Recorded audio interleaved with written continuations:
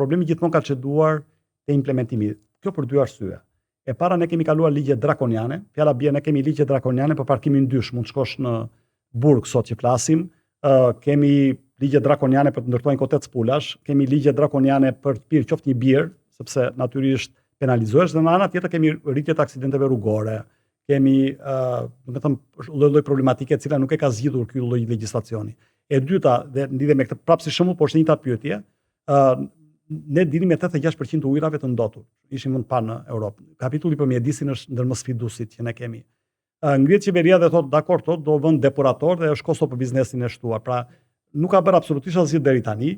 Gjithë ujrat e zeza deri në lan, ka pasur diku një projekt qeverisë japoneze që ne në mënyrë të janshme prishëm dhe ne sot e kësaj dite, pra mjaftu shumë kohë për të bërë këto reforma, nuk kemi as ujë pishëm 24/7, nuk e kemi as të pastër, kemi ujra të ndotur, pra në gjithë territorin e Republikës së Shqipërisë, Lumej, Ndiqene, dete madje shkruajmë për shqetësim për Kroacinë. Kroacia ka dashur na çojë në gjykatën europiane. Pra, si mund të zgjidhet kjo nëpërmjet legjislacionit, për gjithë kjo problematikë që ne kemi? A vlen vetëm ashpërsimi i rregullave apo duhet bërë diçka tjetër? Ilir, duhet ta them këtë edhe në sensin jo vetëm profesional, po edhe praktik. Jo çdo gjë zgjidhet përmes ligjeve siç ju i quajtë dragoniane. Do me thënë, në përgjithësi, në makro, pavarësisht faktit që legjislacioni do ndryshojë, do përshtatet në raport me AKI-n dhe ka vende për përmirësime, po në përgjithësi në kuadrin në rregullator, në fuqi e kemi të plot dhe të mirë.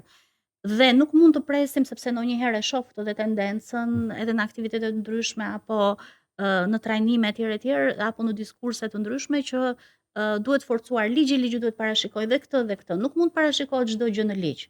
Pra, aktet rregullatore japin atë kuadrin e përgjithshëm të asaj çfarë duhet bërë, kriteret specifike dhe kufizimet përkatëse. Pjesa tjetër nuk mund t'ja veshim dhe t'ja faturojmë çdo gjë ligjit. Jo çdo gjë mund përcaktohet në ligj. Kodiri penal donte ta zgjeronte shumë më tepër këtë. Kështu që nga njëra anë politika në këtë drejtim e ligjbërjes ka dhe ajo rregullat e veta, siç ka një agent të integrimit që është prioritar edhe për parlamentin, siç është për qeverinë, po është edhe për parlamentin në të njëjtën simbiozë. Problemi është që unë prap mendoj që jo çdo gjë mund të rregullohet në ligj. Jo çdo gjë mund të vendoset në ligj. Ka akte në ligjore që dalin në bazë për zbatimin të ligjit, për zbatim të ligjit, që dhe ato duhet bëjnë një rregullim dhe detajim më të mirë që ti shërbejë zbatimit të ligjit në praktik.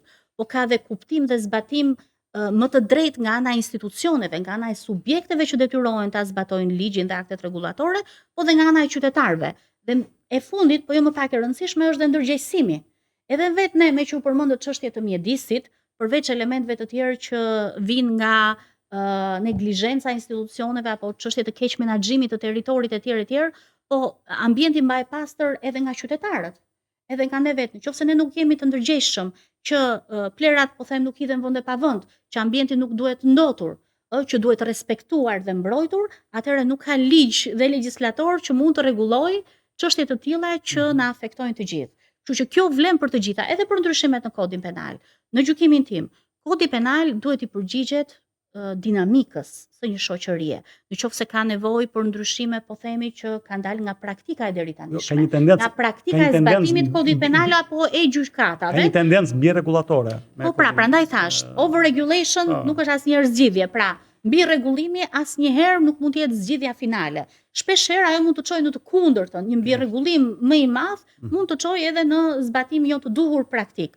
Dhe nga ana tjetër, edhe ndryshimet në këtë linjë, edhe ndryshimet në kodin penal, sigurisht un jam për ndryshime, kam parë draftin, të paktën ai që është bërë publik, për qytetarët, po edhe për profesionistët. Sigurisht unë do të isha për rregullimet të nevojshme në kodin penal, i cili për së vërtet me që përmendet kodit penal, po mund të them edhe për pjesë tjetër të legjislacionit, i cili ka ndryshuar vazhdimisht.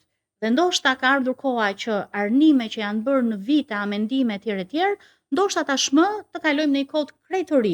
Po edhe nëse do të bëjmë azhornime dhe amendime në kodin ekzistues, unë mendoj që nuk duhet të lidhet me mbi rregullimin, po duhet të lidhet me ato çështje të caktuara që në kuadër të politikës penale i shërbejnë dhe i përgjigjen më mirë shoqërisë shqiptare, reformës në drejtësi dhe gjithashtu pritshmërisë për të ardhmen.